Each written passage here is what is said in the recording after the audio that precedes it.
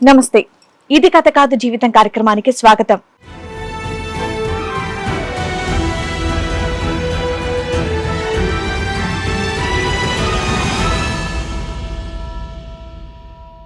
చిన్న వయసులోనే పెద్ద వయసున్న వ్యక్తిని పెళ్లి చేసుకుని 2 పిల్లలకి తల్లినయ్యాను. వ్యసనాలకి అలవాటు పడ్డ నా భర్త తాలిని ఎగతాళి చేశాడు. బ్రతికుండగానే నరకం అంటే ఏంటో చూపిస్తున్నాడు. గాడి తప్పిన నా జీవితాన్ని సక్రమమైన దారిలో నడిపించమని ఇది కథ కాదు జీవితాన్ని ఆశ్రయించానంటోంది రోహిణి. ఒక 5 years నుంచి ఫుల్ డ్రింకర్ గా అయ్యి అసలు ఫ్యామిలీని పట్టించుకోవట్లేదు మేడం. అబ్బాయి మంచి సెటిల్డ్ కంపెనీలో జాబ్, నిన్ను చేసుకోవాల్సిన అవసరం ఆయనకేం వచ్చింది?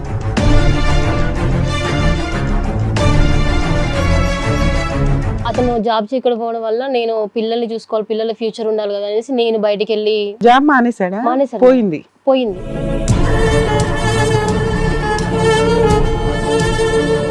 ఒక్కదాన్ని నా అత్తమామలు కూడా వచ్చి చూడలేదు, నా ఆడపడుచులు కానీ ఎవ్వరూ వచ్చి చూడలేదు మేడం. మా పేరెంట్స్ కి అప్పుడు మా నాన్న కిడ్నీ ఆపరేషన్ అయింది.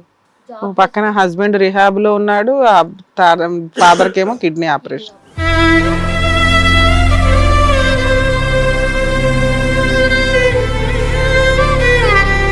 మా మామయ్య మా ఆయన గారు వచ్చేసి తాళం బగల కొట్టేసి సామాన్లన్నీ తీసుకెళ్లిపోయారు నాకు చెప్పకుండా. ఎందుకు ఖాళీ చేస్తారు అది ఇది అనేసి వచ్చి అంటే వాళ్ళందరూ నన్ను కొట్టారు మేడం. అయ్యో,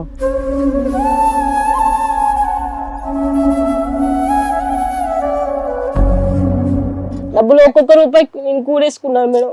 పాప ఫీజు కట్టకుండా కూడా దాచుకున్నాను. లాస్ట్కి అడిగాను, నీ 3 నెలల సంపాదన నాది, రోజంతా 30 రోజులు అంటే 90 రోజులు నువ్వు కష్టపడి తీసుకెళ్లి వాళ్ళ చేతిలో వేస్తే నీలాంటి అమ్మాయి దగ్గర కూడా వాళ్ళ డబ్బులు కాళ్ళ మీద కూడా పడ్డాను మేడం. డబ్బులు ఇవ్వండి, నా పొద్దు ఏది వద్దు నాకు ఇవ్వండి, ఫీజు కట్టుకుంటాను అనేసి అన్నాను.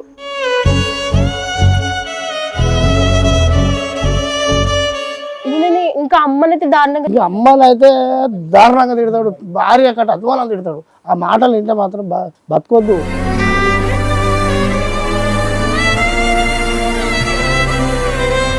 నెలకు ఈ కాలు జారి కింద బాత్రూంలో జారి పడ్డదట. బాత్రూంలో జారి పడ్డా కూడా ఏం పట్టించుకుంటలేరట. అప్పటికప్పుడు ఇక తండ్రి నా గుద్దిన పోయి తీసుకొని వస్తా, మరి ఏం చేయాలా బిడ్డ కదా.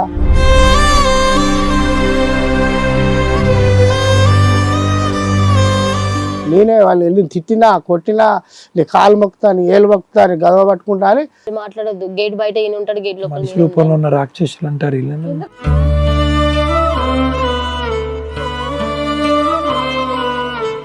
కానీ ఇప్పుడు కనుక మళ్ళీ తోలితే నేను పోయి మళ్ళీ కాలు మొక్కాలి, ఏలు మొక్కాలి, ఇది చేయాలి, అది చేయాలి, తాగుతూనే ఉంటాడు, కడగాలి, పిండాలి బట్టలు. ఇంత ఇసుకుపడ్డా మేడం.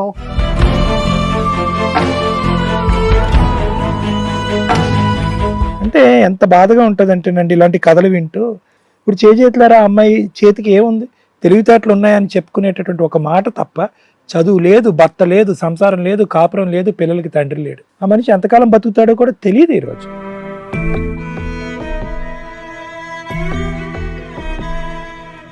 ఒక చెడు అలవాట్లతోటి అతని శరీరాన్ని నాశనం చేసుకోవడంతో పాటు ఒక భార్యని, 2 పిల్లల జీవితాన్ని కూడా నాశనం చేశాడు. మీ నాన్నగారు ఇందాక ఒక డైలాగ్ అన్నారు, మా అమ్మాయి కాదండి కాపురం చేసింది నేను అని. దాని మీనింగ్ ఏంటి? నీ కాపురం నిలబెట్టడానికి 50 సార్లు ఆయన వాళ్ళ కాళ్ళు పట్టుకోవాల్సిన పని వచ్చింది. అలా ప్రతిసారి పట్టుకొని పట్టుకొని పట్టుకొని ఆయన నడుము పడిపోయింది.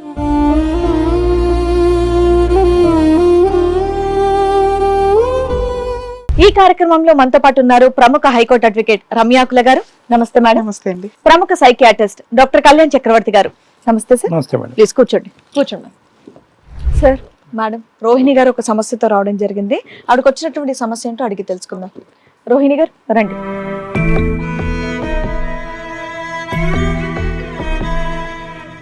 నమస్తే అమ్మా, కూర్చోండి. ఎక్కడి నుంచి వస్తున్నారండి?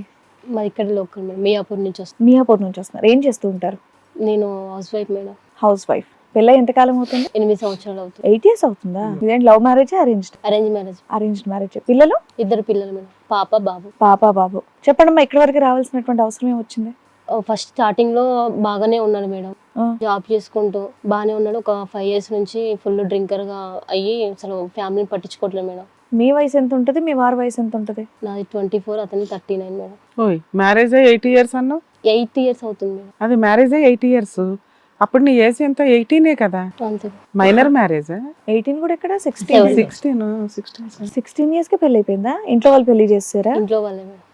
అతని వయసు ఎంత?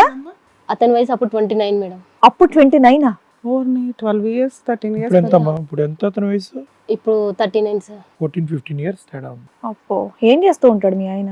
Pharmacy field madam, Aurobindo. బా మంచి ఫీల్డ్ లోనే. మరి అలాంటి చిన్న పిల్లని ఎలా చేసుకున్నాడు? ఫస్ట్ మ్యారేజ్ అయినా అతనికి? First marriage sir. ఎందుకంత తొందరపడ్డారు మీ పేరెంట్స్? అంత వయసులో ఉన్న అబ్బాయిని తీసుకొచ్చి ఒక మైనర్ అమ్మాయిని చేసి సెటిల్డ్ అబ్బాయి ఇంత చిన్నపిల్లని ఎందుకు చేసుకున్నాడు? అంటే అమ్మకు కొంచెం హార్ట్ పేషెంట్ మేడం. అంత అసలు నిన్ను చేసుకోవాల్సిన అవసరం ఆయనకి ఏం వచ్చింది? నీకు అవసరం బానే ఉంది, అబ్బాయి మంచి సెటిల్డ్ కంపెనీలో జాబ్, నిన్ను చేసుకోవాల్సిన అవసరం ఆయనకి ఏం వచ్చింది? అతనికి బిఫోర్ ఒక లవ్ మ్యారేజ్ ఉందంట మేడం. అతను అక్కడి నుంచి అవాయిడ్ కావడానికి నన్ను చూసి లవ్ డిస్ప్యూట్ ఉంది. పెళ్లి అయ్యిందా అవ్వలేదా? అవ్వలేదు మేడం. లవ్ ప్రాబ్లం ఉంది. అది నాకు పెళ్ళయ్యాక తెలిసింది మేడం. ఓకే, మీరు ఎంతవరకు చదువుకున్నారు? నాది ఇంటర్ మేడం. పెళ్ళయ్యాక కూడా చదువుకున్నారా? ఈ లోపే పెళ్లి చేస్తారు కదా. లోపలే చేస్తారు. ఇంట్లో ఎవరెవరు ఉంటారమ్మా? మీరు, మీ అత్త మామ, లేకపోతే అత్త మామ, మా ఆయన, పిల్లలు. 8 years నుంచి అందరూ కలిసే ఉంటున్నారు? 5 years ఉన్నాం మేడం. తర్వాత సపరేట్. తర్వాత ఇలానే తాగుతుంటే మీతో నాకు సంబంధం లేదు, బయటికి వెళ్ళిపోండి అనేసి. వాళ్ళ పేరెంట్స్ కూడా వెక్స్ అయిపోయారు ఈయన తాగుడికి. బయటికి వెళ్ళిపోండి అనేసి అన్నారు. అంటే ఇంట్లో ఉంటే మా దగ్గర నుంచి వస్తుంది, పేరెంట్స్ అంటున్నారు అనేసి బయటికి పంపించేశారు మేడం. బయటికి వెళ్ళా కూడా ఇంకా అలానే కంటిన్యూ అయింది మేడం. ఇంకా అతను జాబ్ పేరెంట్స్ ఏ ఉండి మార్చలేకపోయారు, బయట ఇంకా వెచ్చలవిడితనం అవుతుంది కదా, నిన్న అసలు లెక్క చేయడుగా. అతను జాబ్ చేయకపోవడం వల్ల నేను పిల్లల్ని చూసుకోవాలి, పిల్లల ఫ్యూచర్ ఉండాలి కదా అనేసి నేను బయటికి వెళ్ళి జాబ్ మానేసాడా? మానేశారు. పోయింది. ఇట్లా డ్రింక్ చేస్తుంటే చేస్తుంటే ఎవరు తీసేశారు మేడం. ఎన్ని ఇయర్స్ అయింది జాబ్ పోయి? 5 years మేడం. అప్పటి నుంచి ఇంటి సంపాదన అంతా ఎట్లా పోషణ? నువ్వు ఎంత శాలరీ వస్తుంది నీకు? 10,000. ఓయ్, అరవిందో కంపెనీ శాలరీకి నీ 10,000కి ఆయన క్రెడిట్ కార్డ్స్ అనేసి యూజ్ చేస్తా ఉంటాడు మేడం. అదే మొత్తం ఇక క్రెడిట్ కార్డులు ఇవన్నీ వాడేశారు. మొత్తం 10,000తోనే నలుగురునమ్మా? వీళ్ళిద్దరు పిల్లలు. అవును సార్. నలుగురు, మీ ఇద్దరు పిల్లలు, మీరిద్దరు. మీరిద్దరు. మళ్ళీ ఎందుకు అతను జాబ్ ట్రై చేయలేదు 5 years? అతనికి ఇంట్రెస్ట్ లేదనేసి అన్నారు సార్. ఇంట్రెస్టా? లేదంటే తాగి పడుకోవటం ఆ రోజంతా? తాగి పడుకోవడం వల్ల నాకు ఇంట్రెస్ట్ లేదు, నాకు బిజినెస్ పెడతాను, నాకు చేయడం ఇష్టం లేదనేసి మానేశాడు. ఒకళ్ళ దగ్గర చేయడం ఇష్టం నీ 10,000 అతను తాగుడికే అయిపోతాయిగా, లేదంటే అతనికి వేరే సంపాదన ఏమైనా ఉందా? లేదు సార్, ఇంకా వేరే సంపాదన ఏం లేదు. క్రెడిట్ కార్డ్ ఏమన్నా ఇంట్లోకి ఏమన్నా కావాలన్నా కానీ నా 10,000 సరిపోకుంటే క్రెడిట్ కార్డు. ఏం చదివాడమ్మా అతను? MSc sir. ఎంఎస్సి ఫార్మసీయా ఏంటి? MSc organic. కెమిస్ట్రీ. అయ్యో, నీ పెళ్ళైనప్పటి నుంచే ఉందేమోనమ్మా తాగుడు అలవాటు? కాదా? పెళ్ళైనప్పటి నుంచే ఉంది సార్. ఆ అమ్మాయి వెళ్ళిపోయిన తర్వాత, లవ్ బ్రేకప్ తర్వాత మొదలై ఉంటది. తెలీదు సార్, నాకైతే పెళ్ళైనాకనే ఉంది అనేసి నా మీద ఇప్పుడు పెడుతున్నారు. స్టార్టింగ్ అంతా బానే ఉన్నాడు ఆయన? స్టార్టింగ్ లో అంటే ఇంకా బాగున్నాడంటే బూతులు. ఒక 5 years నుంచి ఇలా ఉందన్నారు కదా. 5 years నుంచి ఇలా ఉంది ఇప్పుడు మేడం. పరిస్థితి మీద అప్పుడు బెటర్, అంతేగాని అంటే తాగడం లేదు మేడం, జస్ట్ నార్మల్ గా తాగేది కానీ ఇంత లేదు. ఇంక ఎప్పుడైతే మీ హస్బెండ్ కూడా వచ్చారా ఇక్కడ? మీ హస్బెండ్ కూడా వచ్చారా? నేను హస్బెండ్ ఎవరు వచ్చారు? మా పేరెంట్స్ మేడం. ఇప్పుడు మీ హస్బెండ్ కి దూరంగా ఉంటున్నావు నువ్వు? ఎంతకాలం నుంచి? 6 months అవుతుంది. 6 months. 6 months బ్యాక్ ఏం జరిగింది? అంటే ఇతను ఇలానే తాగుతుంటే రిహాబిలిటేషన్ సెంటర్ తీసుకెళ్లారు మేడం. అక్కడ దాకా వెళ్ళాల్సిన పరిస్థితి అయితే వచ్చేసింది ఇంట్లోకి. ఫస్ట్ టైం వెళ్ళాను మేడం. ఫస్ట్ టైం తీసుకెళ్లారు. 3 months అయినాక మళ్ళీ వచ్చాక ఒక 3 to 4 months బాగానే ఉన్నాడు. మళ్ళీ ఒక 3 to 4 months తర్వాత మళ్ళీ స్టార్ట్ చేశారు మేడం. మళ్ళీ స్టార్ట్ చేశాక మళ్ళీ ఒక 1 year ఇలానే వాళ్ళ అక్కడ ఏమైనా ఖర్చు అయిందా మీకు? 50,000 అనేసి అన్నారు. 3 నెలలు ఉన్నాడా? 3 నెలలకి. మీ అత్త మామ సపోర్ట్ చేశారా? ఫైనాన్షియల్ సపోర్ట్ మరి ఎక్కడి వాళ్ళ నుంచి వచ్చింది? సిస్టర్ పెట్టుకుంది మేడం. ఓకే, ఎందుకంటే మీకే మీకు వచ్చే 10,000 మీ ఇంటికే సరిపోతుంది. సో అయినా గానీ నువ్వు ఆయన మార్చుకోవడానికి ఇంకా ట్రై చేసావు. చేస్తూనే ఉన్నాయి, ఇంకా ఓపిక నశించిపోయింది. అయితే ఫస్ట్ టైం వెళ్ళాడు మేడం. నార్మల్ గా వచ్చాడు. అప్పుడే రిహాబిలిటేషన్ సెంటర్ నుంచి వచ్చాక బయటికి పంపించేశారు మమ్మల్ని. మీ బతుకు మీరు బతకండి, మా ఇంట్లో ఉంటే మా వల్ల అవ్వట్లేదు, మేము ఇప్పటి వరకే ఉన్నాం కదా, మేము ముసలోళ్ళము అనేసి మాట్లాడారు. బయటకు వచ్చాక కూడా తాగుడు అలానే కంటిన్యూ అవుతూ ఒక 1 year చూసారు మేడం. మళ్ళీ 1 year కి మళ్ళీ పంపించారు సెంటర్ కి. మళ్ళీ ఒక 1 month ఉంచారు మేడం. ఆ 1 month లో పిల్లల్ని పట్టుకొని నేను ఒక్కదాన్నే ఉండిపోయాను మేడం. అపార్ట్మెంట్ తీసుకున్నారు లోన్ మీద. పిల్లల్ని పట్టుకొని నేను ఒక్కదాన్నే ఉండిపోయాను. కొత్త అపార్ట్మెంట్ ఒకటి కొన్నారు. ఎవరి పేరు మీద ఉంది అది? రిజిస్ట్రేషన్ అవ్వలేదు మేడం. ఒక్కదాన్నే, నా అత్తమామలు కూడా వచ్చి చూడలేదు, నా ఆడపడుచులు కానీ ఎవ్వరూ వచ్చి చూడలేదు మేడం. మా పేరెంట్స్ కి అప్పుడు మా నాన్న కిడ్నీ ఆపరేషన్ అయింది. పక్కన హస్బెండ్ రిహాబ్ లో ఉన్నాడు, ఫాదర్ కేమో కిడ్నీ ఆపరేషన్. ఒక్కదాన్ని డ్యూటీ అదే అపార్ట్మెంట్ లో షాపింగ్ మాల్ లో డ్యూటీ చూసేసుకొని పిల్లల్ని స్కూల్ పంపించుకొని చేసుకున్నాను మేడం 1 month. పాపకు 40,000 కట్టాలి మేడం ఫీజు, బాబుకి 45,000. ఇద్దరు కట్టే సిచ్యువేషన్ నాకు లేదు అనేసి నేను గవర్నమెంట్ స్కూల్లో పాపని జాయిన్ చేయించాను. ఇంత బాధలు, సాధక బాధకాల్లో ఫ్లాట్ ఎలా కొన్నారమ్మా? ఎవరి పేరుని కొన్నారు? ఎవరు లోన్ ఎవరు ఇచ్చారు? వాళ్ళ బావ పొలిటికల్ సార్, వాళ్ళ బావ అక్కలు బాగా సపోర్ట్ చేస్తారు సార్ అతనికి. ఓకే. ఎందుకు ఇంకా ఇప్పటికీ రిజిస్టర్ అవ్వలేదు ఎవరి పేరున? తెలియదు సార్, ఇంకా అసలు అవి ఏం చెప్పడు సార్ నాకు ఇంట్లో. ఇవి సార్ నీకైతే రెంట్ కలిసి వచ్చేది, రెంట్ కింద ఆల్రెడీ దగ్గరలోనే జాబ్ కాబట్టి ఉన్నంతలో కవర్ అయిపోయింది. ఓకే. కింద చేసుకుంటూ పిల్లల్ని తీసుకొచ్చుకుంటూ అలా చేశాను మేడం. అయితే పాప ఫీజు కట్టలేదు అనేసి నేను గవర్నమెంట్ స్కూల్లో జాయిన్ చేపించాను మేడం. ఓకే. నాకు చెప్పకుండా ఇది ఇంకా పిల్లలు ఇది చేస్తుంది, నాకు పెత్తనాలు బాగా చేస్తుంది అనేసి మా ఆడపడుచులు, మా అత్త, మా అమ్మ నాకు చెప్పకుండా మా ఆయన తీసుకొచ్చారు సెంటర్ నుండి. తీసుకొచ్చినాక నైట్ నేను సడన్ గా తమ్ముడిని తీసుకొచ్చాను అనేసి మాట్లాడారు. ఇంత సడన్ గా ఏంటి, మరి ఒక మాట చెప్పాలి కదా, తీసుకెళ్లేటప్పుడు చెప్పారు, మరి నాకు తీసుకొచ్చేటప్పుడు చెప్పాలి కదా, నాకు చెప్పకుండా ఎందుకు అంటే అమ్మకు బాగాలేదు కదా అందుకే తీసుకొచ్చాము అనేసి వాళ్ళ అక్కలు అన్నారు మేడం. అయిపోయాక ఒక 5 days ఉన్నాను మేడం. మళ్ళీ 5 days తర్వాత మళ్ళీ కంటిన్యూ చేస్తాను. అతనికి మానాలనే ఉద్దేశం లేకపోతే మీరు 5 సంవత్సరాల పాటు రిహాబిలిటేషన్ లో పెట్టినా కూడా వేస్ట్. ఖర్చు ఎక్కువైపోతుంది. మీ ఆడబడిచి పెట్టుకుంటుంది, ఇంకా పెట్టుకోలేనని చెప్పుంటారు సెంటర్ వాళ్ళతో, తీసుకెళ్ళండి అమ్మా అని పంపించుంటారు. జీవితాలు ఆగమవుతున్నాయి అనేసి తీసుకొచ్చారంట మేడం. ఇతను కంటిన్యూ చేస్తుంటే మళ్ళీ నేను సెంటర్ కి ఫోన్ చేసి ఎందుకు సార్ పంపించారు, ఇట్లా నేనన్నా కట్టుకుందాను కదా సార్, వాళ్ళు కట్టనంటే నెలకు 10,000 ఎంతైనా కట్టుకుందాను కదా, నాకు అతను మారడం ఇంపార్టెంట్, పిల్లల ఫ్యూచర్ ఇంపార్టెంట్ కదా అనేసి నేను మాట్లాడను. లేదమ్మా నాకు ఫ్యూచర్ జీవితాలు ఆగమవుతున్నాయి అనేసి తీసుకెళ్లిపోయారు. నాకు అసలు చెప్పని కూడా చెప్పలేదు. ఓకే. ఇక్కడ నువ్వు బోర్డు పెత్తనం చేస్తున్నావని వాళ్ళ ఫీలింగ్, నీకు బాగా స్వేచ్ఛ వచ్చేసింది అతను లేకపోవడం వల్ల అతను అంటే నాది నేను చేసుకుంటున్నా మేడం. అదే వాళ్ళ దృష్టిలో నీకు స్వేచ్ఛ వచ్చేసింది అని వాళ్ళ కుళ్ళు అనమాట. ఓకే. ఇలా జీవితాలు ఆగమవుతున్నాయని కనీసం ఒక మెసేజ్ చేసి తీసుకెళ్లిపోయారమ్మా. మరి అదేంటో నాకు కూడా అర్థమవుతలేదు. ఇప్పుడు 4 months ఉండాలి లెక్కకైతే, 1 month నుంచి తీసుకెళ్ళి అతను మారడు, అతను మెంటల్ సైకో, డిఫరెంట్ సైకో అతను అనేసి ఇంకా మాట్లాడాను మేడం. అయిపోయాక ఆ 5 days తర్వాత తాగాడు మేడం. తాగుతుంటే ఇంక వదిలేసాను మేడం, నా వల్ల అవ్వలేదు. ఇంకా పిల్లల్ని చూసుకోవడం, డ్యూటీ చూసుకోవడం, అతను వెళ్తుంటే ఆయన వెనక రోడ్డు మీద వెళ్ళడం నాకు అవ్వలేదు మేడం. ఇంకా నాకు టార్చర్, అవమానంగా కూడా ఉంటది కదా జనాల్లో. అయిపోయాక వదిలేసాను మేడం. వదిలేసాక వాళ్ళ అమ్మ వాళ్ళ ఇంటికి వెళ్ళిపోయాడు మేడం. అక్కడ దగ్గర పట్ల నిజాం, అక్కడ దగ్గరికి వెళ్ళిపోయాక మళ్ళీ రాఖీ పండుగ తెల్లారి పిల్లల్ని అమ్మ వాళ్ళ ఇంటికి పంపించాను మేడం. బాబుకి ఫీవర్ వచ్చిందంటే మీరు అదే ఇంట్లో ఉంటున్నారా, వాళ్ళ అక్క ఇప్పించిన ఇంట్లోనే ఉంటున్నారా? అదే ఇంట్లో మేడం. నేను కనీసం అమ్మ వాళ్ళ ఇంటికి కూడా వెళ్ళను మేడం. ఇప్పుడు కూడా అక్కడే ఉన్నారు? ఇప్పుడు లేను మేడం. ఓకే. 6 months బ్యాక్ వెళ్ళిపోయాను అన్నారు కదా. రాఖీ పండుగ తెల్లారి వచ్చేసి వాళ్ళ 3 బావలు, మా మామయ్య, మా ఆయన గారు వచ్చేసి తాళం బగల కొట్టేసి సామాన్లన్నీ తీసుకెళ్లిపోయారు నాకు చెప్పకుండా. నేను అప్పుడు డ్యూటీలో ఉన్నా మేడం. ఎదురుగా మేము ఫోన్ చేసి పిల్లల్ని కూడా తీసుకెళ్లిపోయారు. పిల్లలు నా దగ్గరే ఉన్నారు మేడం. బాబుకు ఫీవర్ వచ్చిందనేసి అమ్మ వాళ్ళ ఇంటికి పంపించాను. నాకు డ్యూటీ ఉంది కదా, మళ్ళీ డుమ్మలు కొడితే నాకు శాలరీ ఎంత రాదనేసి నేను అమ్మ వాళ్ళ ఇంటికి పంపించాను. డ్యూటీ దగ్గర లేదు సార్, ఇద్దరు అమ్మ దగ్గరే ఉన్నారు సార్. రాఖీ పండుగ తెల్లారు వచ్చేసి నాకు చెప్పకుండా ఇలా రూమ్ కాల్ చేస్తుంటే ఎదురుగా ఆమె ఫోన్ చేసింది మేడం. చేస్తే ఎందుకు కాల్ చేస్తారు అది ఇది అనేసి వచ్చి అంటే వాళ్ళందరూ నన్ను కొట్టారు మేడం. అయ్యో. కొట్టి బయటకు పంపిస్తారు, నీకు అధికారం లేదు, నీకు అవసరం లేదు అనేసి వాళ్ళ రెండో బావ, వాళ్ళ పెద్ద బావ అందరికీ మీదికి వచ్చేసి ఇంకా ఇలా మాట్లాడాను మేడం.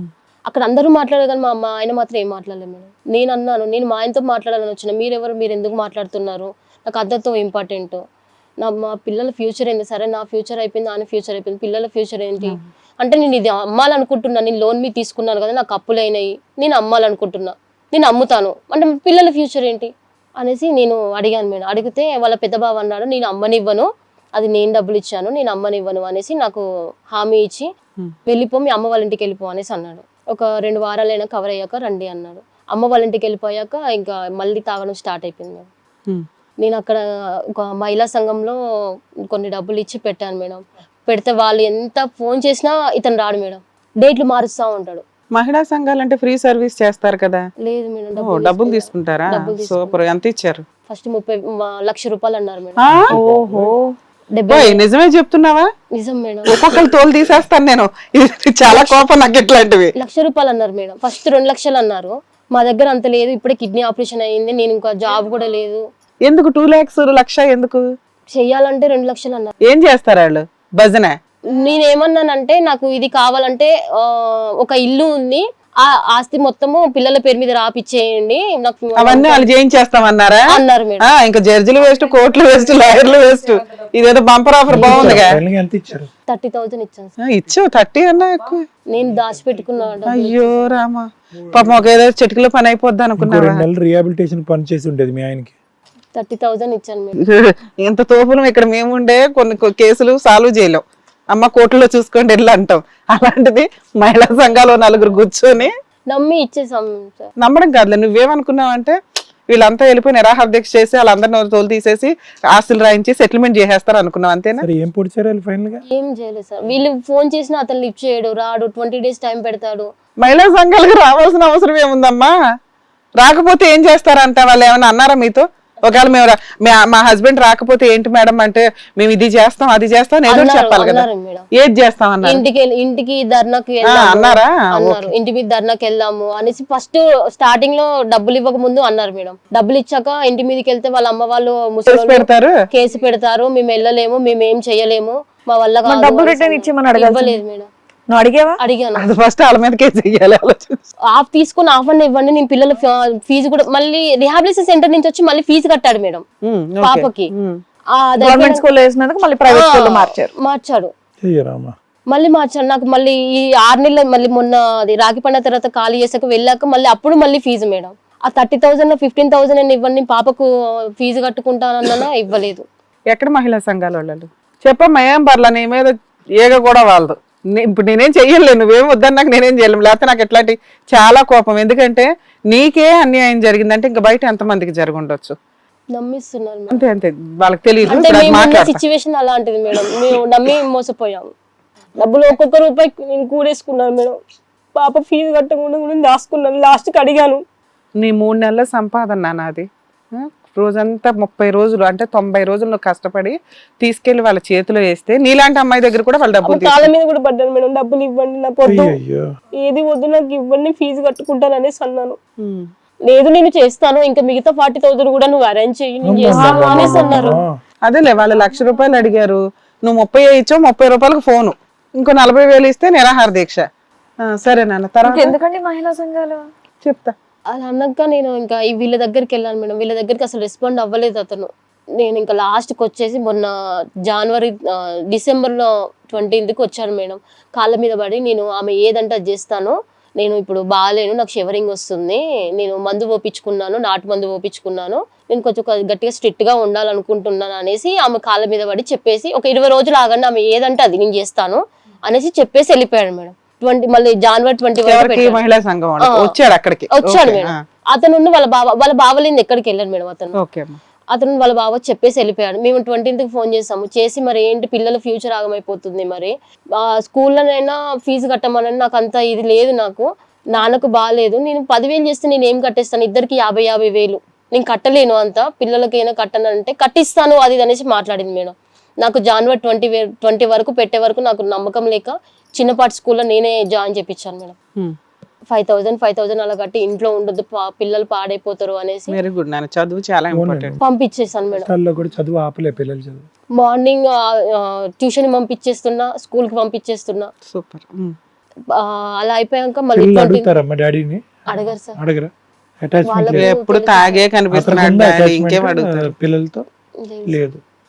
ఇంకా మొన్న 20th జనవరి 20th ఫోన్ చేస్తే నేను కోర్టులో కేసు వేసాను. డైవర్స్ కేసు వేసాడా? ఆమె విడాకులే అని అంటుందంట కదా, నేను కోర్టులో విడాకులు తీసుకుంటాను అనేసి అన్నాడంట మేడం. అక్కడితో స్టాప్ అయిపోయింది మేడం. ఇక్కడికి ఎందుకు వచ్చారు? నాకు పిల్లల ఫ్యూచర్ నాకు ఇంపార్టెంట్ మేడం. నా ఫ్యూచర్ ఎలా అయిపోయింది, అది నాకు పిల్లల ఫ్యూచర్ ఇంపార్టెంట్. నేను అతనితో తట్టుకోలేను. నేను అంటే అర్థమైందిలేండి, నేను సర్దుకోమని కూడా అనగానే. సార్ మేడం వాళ్ళ ఫాదర్ కూడా వచ్చారు, రోహిణి గారి ఫాదర్, ఒకసారి పిలుస్తాను సార్, రండి.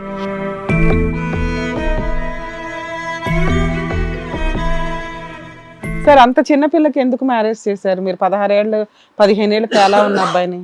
అప్పుడు వీళ్ళ అమ్మ కొంచెం ఆరోగ్యం బాగాలేదు.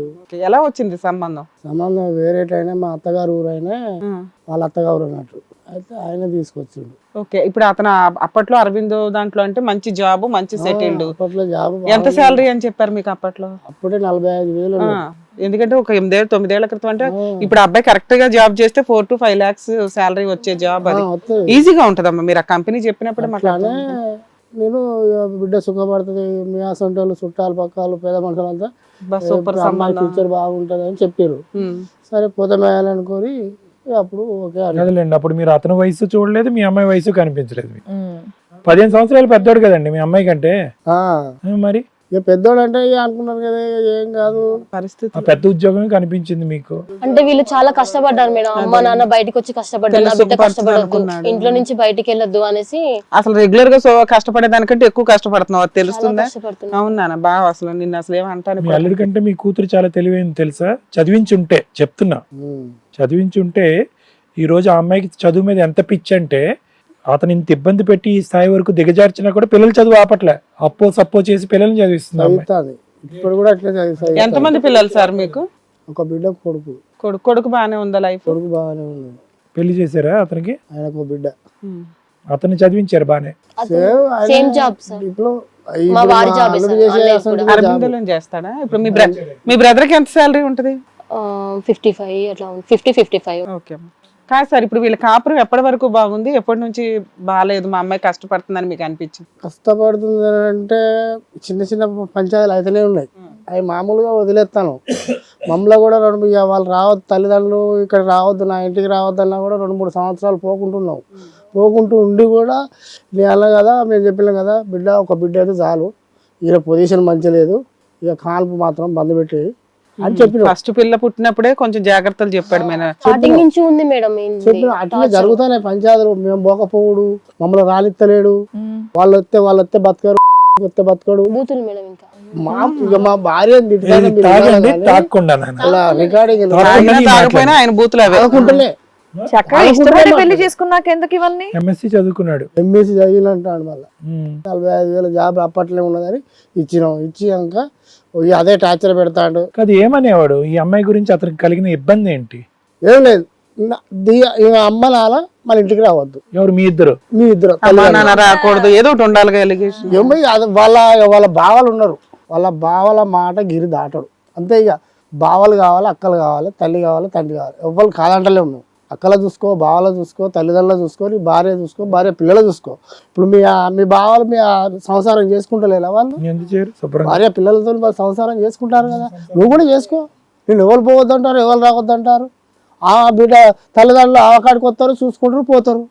నేను పెట్టవాలంటారా, పోయేవాళ్ళంటారా అని కూడా ఇట్లా కూడా చెప్పిన. నేను కూడా ఇట్లా తాగుతా అంటే ఆయన దైవ భూతం పట్టిందని వరంగల్ తీసుకుపోయి 50,000 ఖర్చు పెట్టుకొని బాగా చేయించుకొచ్చిన.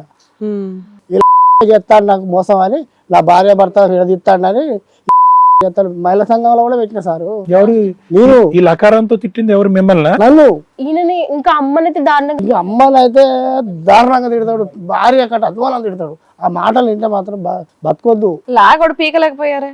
ఇక లాగి పీకితే అక్కడ ఉన్నది కాపురం పోతుంది కదా, కాపురం చెడు అయిపోతుంది. మా అబ్బాయి కూడా ఎన్నడూ పోడు, వాళ్ళ ఇంట్లో అడుగు పెట్టాడు. అసలు ఎవరికి ఎంట్రీ లేదు మేడం.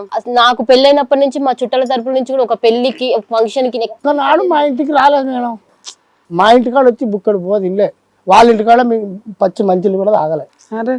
అయినా కూడా అట్లనే పిల్లగా ఒక్క పాప కాగానే వద్దమ్మా ఆపి జాగ్రత్త పడని చెప్పినాం. నేను చెప్పలే, నేను నా భార్య చెప్తే నా భార్య ఆమె చెప్పింది.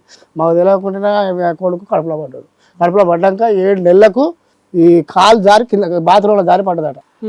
బాత్రూంలో జారి పడ్డా కూడా ఏమి పట్టించుకుంటలేరట. అసలు పట్టించుకోకపోతే ఇంటి పక్క ఫోన్ చేసింది మాకు. ఫోన్ చేస్తే అప్పటికప్పుడు ఇక తండ్రినా గుద్దినా పోయి తీసుకొని వస్తా, మరి ఏం చేయాలా, బిడ్డ కదా, వాళ్ళతో కడిపేసుకొని ఎట్లా కిందనే పండ పెడతారట. 2 రోజులకు ఒక గుడ్డు మేడం. 2 రోజులకు ఒక గుడ్డు, అది 7 నెలల నుంచి కిందనే పండ పెడతారట. పండ పెడతా అంటే అది ప్రెగ్నెంట్ మనిషి కింద పడుకుంటే ఎట్లుంటుంది. సరే తీసుకొస్తానని వీళ్ళ తల్లి రాదుగా. తల్లి ఇప్పటి వరకు వాళ్ళ ఇంటికి గర్వ తక్కువ లేదు. నేనే వాళ్ళు వెళ్ళి తిట్టినా కొట్టినా, నీ కాలు మొక్కుతా, నీ ఏళ్ళు మొక్కుతా, నీ గర్వ పట్టుకుంటా అని. ఎప్పుడన్నా పండక్కి తీసుకెళ్ళాలని వస్తే ఫస్ట్ మా ఆయన్ని అడగాలి మేడం, తర్వాత మా అత్తని అడగాలి, తర్వాత పుట్టింటికి వెళ్ళడానికి మా మామని అడగాలి. వీళ్ళు అందరూ ఓకే అంటేనే వెళ్ళాలి.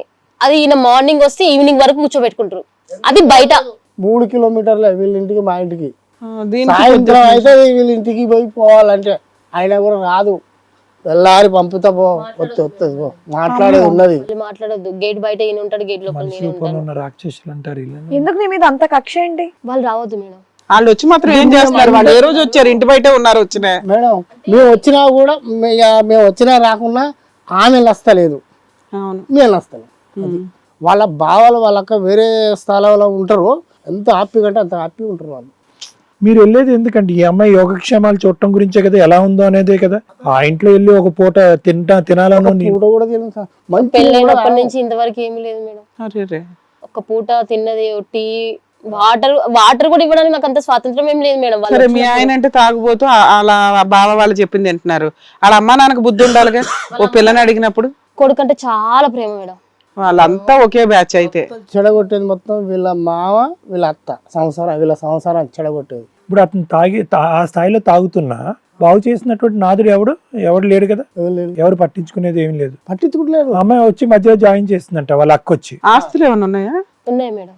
ఏం ఆస్తులు ఉన్నాయి? ఇప్పుడు ఒకటి అపార్ట్మెంట్ ఒకటి ఉంది మేడం, నేను నాకు ఖాళీ చేశాను అన్నారు కదా, అది అమ్మేసి నన్ను మాట్లాడుతుండు కానీ తెలియదు మేడం ఎంతవరకు నిజం అది. అమ్మేసిందని ఏమైనా ఏం చేసిండు మేడం, నా కిడ్నీ ఆపరేషన్ అయింది, 2 కిడ్నీలకు అయింది, నేను హాస్పిటల్లో ఉన్నా. ఈమె ఇల్లు అమ్ముతా అంటే ఇల్లు ఎట్లా అమ్ముతావు, చిన్న పిల్లల టీచర్ ఏంది అంటే ఈయన సెంటర్ లో ఉన్నప్పటి నుంచి వాళ్ళ అక్క మాట్లాడుతుంది మేడం, నేను ఇల్లు అమ్మేసి ఎవరికి వాళ్ళు కట్టేస్తాను అని. అంటే అమ్ముతానంటాను, కష్టం చేసి తీర్పుకున్నాం, ఇంత సప్ప ఉంటే కష్టం చేసి తీర్పుకుందాం. మీరు ఇల్లు కాపాడుకోవటానికి మీరు ప్రయత్నం చేస్తారు. ఏమంటాంది అదొకటే కదా. ఇంకే ఈమె ఏం చేసింది, డ్యూటీ చేస్తాంది. ఈమె పోయి తాగంగానే బావాలు తీసుకుపోయి సెంటర్లో వేసి వచ్చారు. ఈమె మంచి సైడ్ ఎవరు చూసుకోవాలి, వయసు పిల్ల, చిన్న పిల్లలు, అపార్ట్మెంట్లో ఒక్క ఎట్లుంటది అని నేను బోగుడు నైట్ ఆపరేషన్, కిడ్నీ ఆపరేషన్ చేయించుకోను మేడం. కూరగాయలకు పైసలు ఇచ్చుడు, బియ్యం తీసుకొచ్చేసుడు, డిమార్ట్ల సామాన్ తీసుకొచ్చేసుడు, ₹1 కూడా ఇస్తలేరు, ఆడబిడ్డ ఇస్తలేరు, అత్త బావ. మీరు ఏం చేస్తారు సార్? నేను ఆటో తోలుతా. ఆటో తోలి ఆ కష్టం కిడ్నీ ఆపరేషన్ చేయించుకొని నేను ఇంకా కష్టపడుతున్నాను. ఇంకా కష్టపడుతున్నాను. నా ఇప్పుడు మీ హస్బెండ్ వదిలేసి నువ్వు పిల్లలతో ఉండగలుగుతావా పోషించుకొని? ఇక తాగబుద్దని కూడా తాగుతాడు, ఎన్ని రోజులన్నా తాగుతాడు, తాగి ఇది అయిపోతాడు. సరే బిడ్డ ఓపికతో ఉండాలి. నేను కూడా ఒక 20-30 సార్లు ఎత్తిపోసిన, తాగి కక్కి మూత్రం. అలా కాదు, ఇప్పుడు ఇందాక ఆ వీడియోలో చూసాం కదా, అతని శరీరంలో లివర్ కిడ్నీ ఎలా ఉందో కూడా నాకు డౌటే. లివర్ పాడైందా? పాడైపోయిందని డాక్టర్లు చెప్పారు. కొడుకంటే అంత ప్రేమ, తమ్ముడు అంటే అంత ప్రేమ, అక్కలు చూసుకుంది లేదు, మా నాన్న చూసుకుంది. అతను అది ఆ వీడియోలో నాకు కనిపించాడు, మొహం అంతా పేల్ అయిపోయి ఇలా బక్క చిక్కిపోయి వెయిట్ చాలా లాస్ అయ్యాడుగా, వణుకుతాడు అది లేకపోతే.